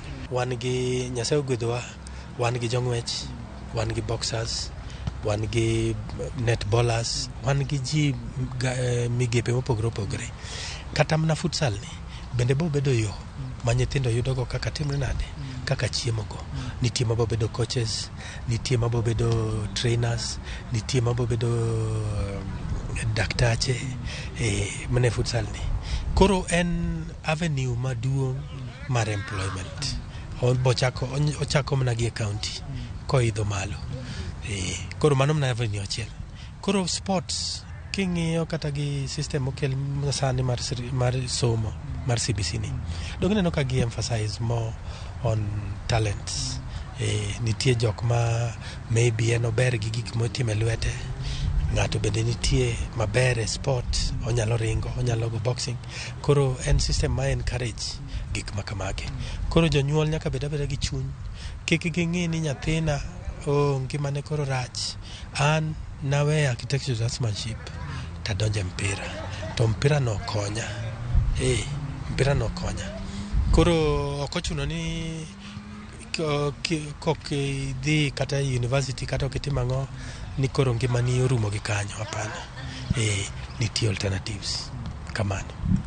Sio adwani mondo koro wagoe bia chunga e batha ka. Adwani mondo inyisa ni to adwani mondo ikuongi dendri, inyisa ni to nyingi ng'ato ija kanye, to ang'o momiyo tugo mana mar futsal ok tugo mar kata na badminton, rugby?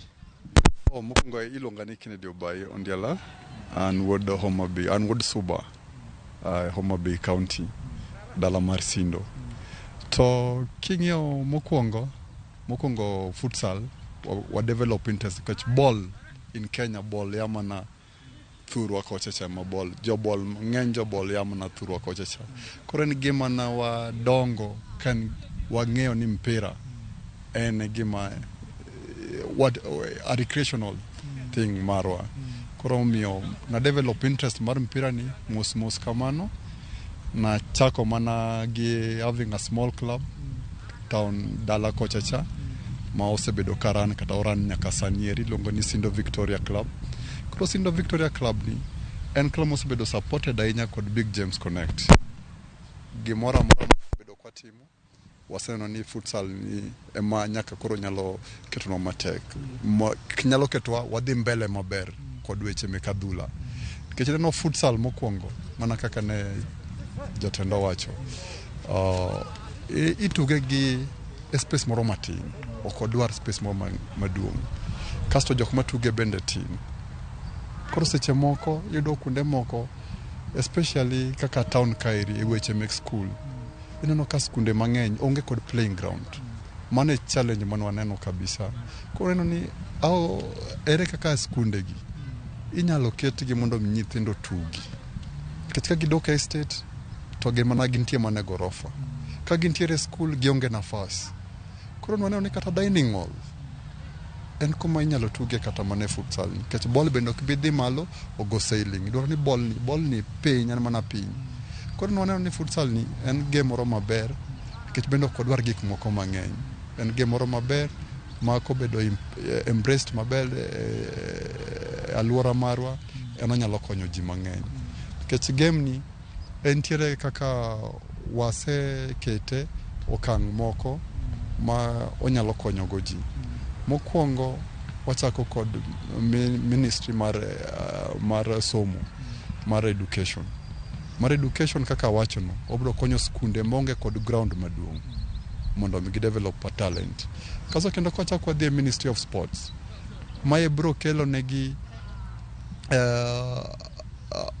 yo mar tugo moro manyien ma kendo wanyalo kawo go medali, kech ji ong'e man jo Kenya jong'wech. Mpira gi negi ok maber ahinya, but eno ka jomoko nobiro kod tuke moko ma ok en popular ahinya, to negi biro gi perform maber. Kwa kaka Yego nodhi orusha mana tong' to odhi otimo go maber. Koro futsal ni will be a model, nikech football bende ntiere but futsal nyalo donjo maber ahinya nikech en futsal contact mar ball ni ng'eny. Koro mano bro kelonwa sport another nyalo kelonwa sport moro mopogore gi moko ma ji ong'eyo. Kendo kachak wadhi e ministry mar health, ineno jomoko osebedo hospital mang'eny to ka gidwaro ni mondo gichangi haraka en rehabilitation. Mano bro konyogi. Ok idwar kata ina setup mar hospital, ok idwar kata mana ground moro maduong', udwar mana just a hall. Jogi eri bro bedo rehabilitated e yo mayot. Mamanero will be beneficial to the ministry mar health. Kasto kendo kwachak wadhi ministry maybe of defense and interior and defense, ineno jogi eri soldiers wagi kagi yako chicha jogi eri they are not rehabilitated maber dugo konyeri. Maeri will be a game mokucho nyaka ing'e football cha kech maeri ibro yudo nafas matis ni a coach bro yudo nini contact with the coach bro konyi mondo adhula ni yo kare. Wang'e ni kaka in koro in jata tije e tiegruok ma koro imiyo nyithindo gi. Nitiere partnerships moko minyalo bedo godo gi county government kaka CEO. En ang'o mitimo nikech iwacho ni wuok e county ma Homa Bay ka governor mari sani en Gladys Wanga. Sani kata kipenjo Homa Bay mane wachako goro laut marwa. Kipenjo kata Ministry of Sports gin aware mar futsal ni. Aware mar futsal kendo kata kod barua mane watero gi kanyero entie jata weche mek sports mar county ma kanyeri luongo ni Kale Collins.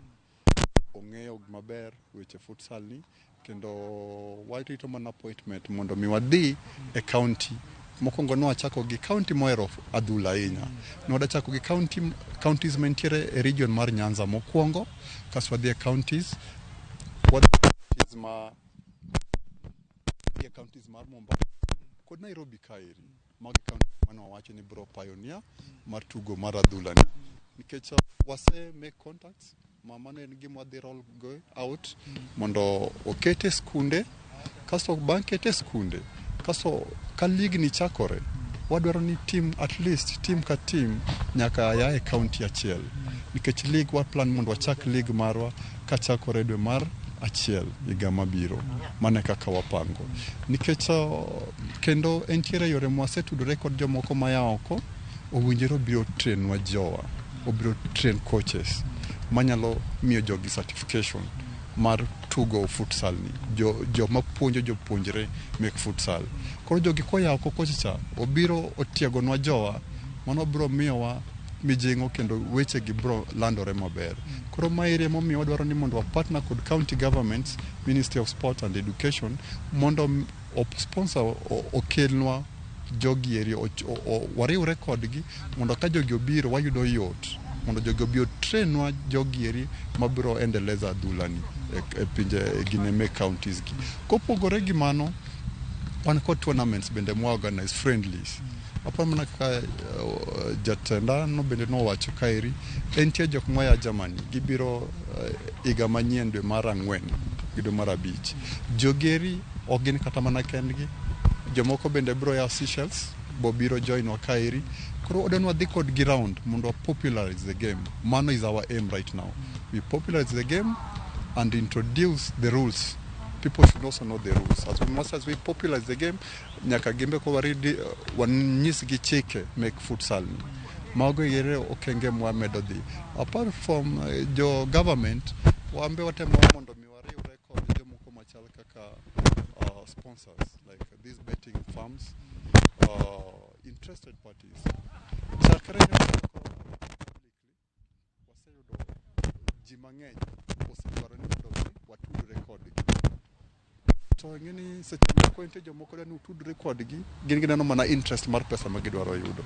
To wan gima wadwaro ni wa develop talent mondo tugo ni oendelea. Wan ok wadwar mana pesa ma ikawo to tugo ruma kamano. Ok wadwar kaka tugo moko mosebedo nigi koko mang'eny ei office margi. Mane gima ok wadwar. Koro we have structures mwaseketo in place we have like a secretariat at the national level, and we have office.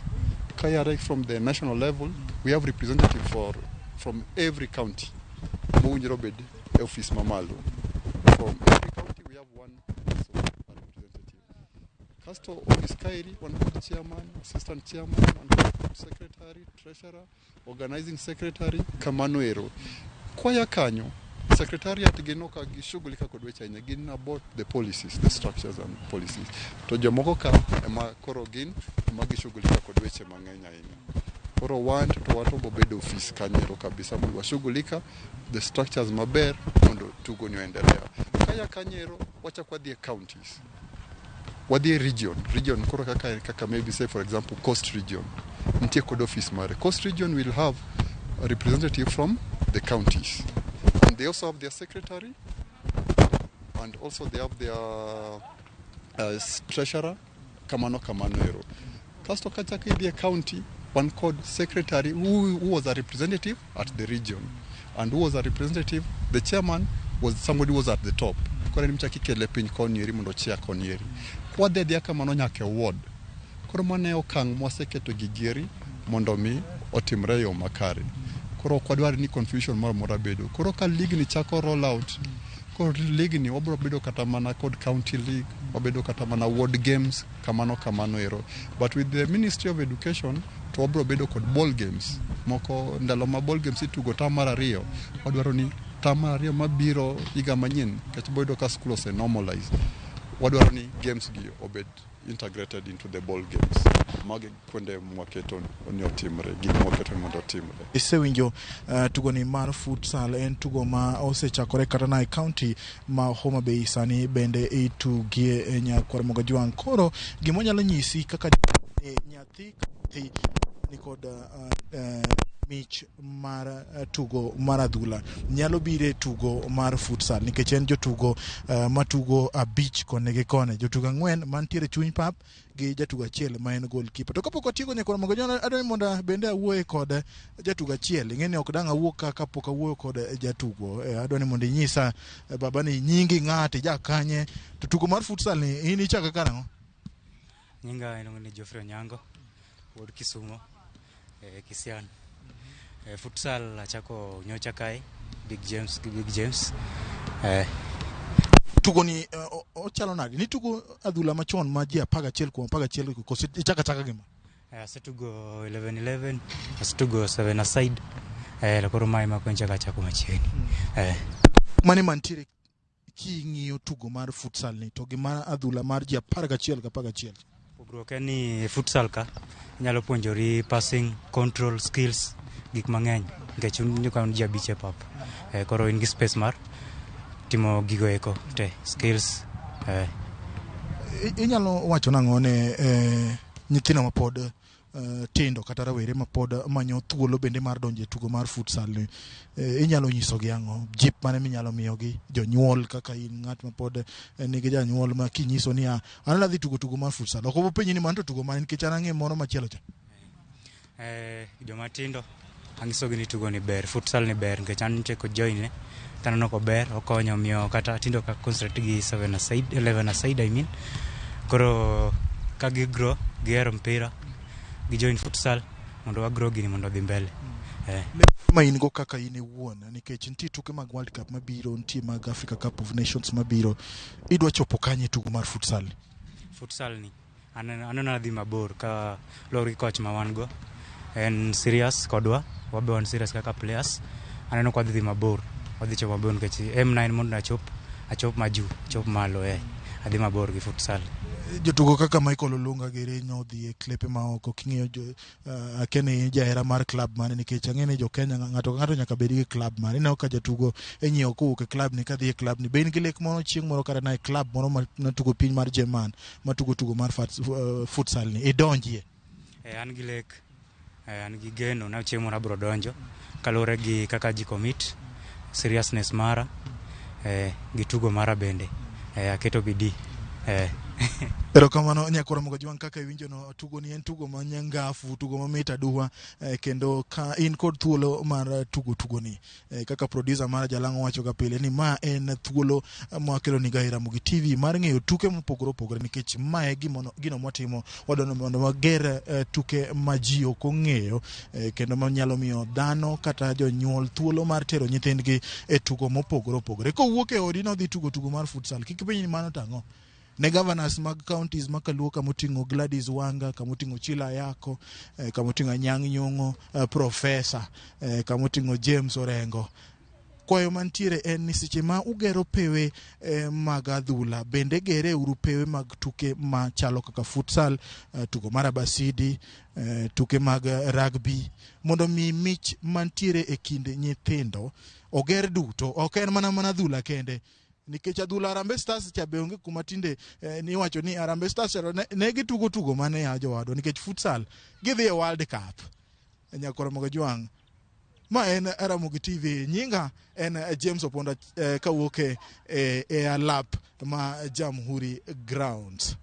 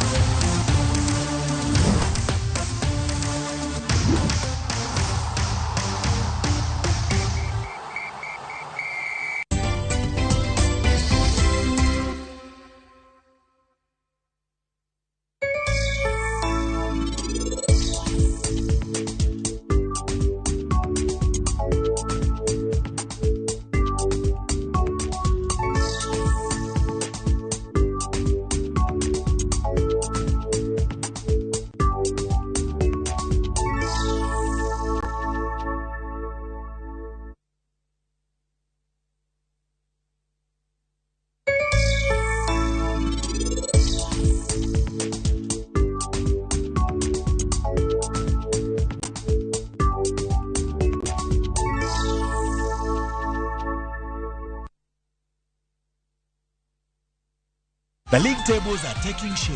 Winning on Shabeki.com is getting easier. Enjoy highly boosted odds on the English Premier League, French Ligue 1, Spanish La Liga, Italian Serie A, and many top leagues only on Shabeki.com. Kuwa Shabeki. Play now. Strictly not for persons under the age of 18. Betting can be addictive. Play responsibly. Shabeki.com is authorized and regulated by the BCLB. License number 416. Shabeki.com.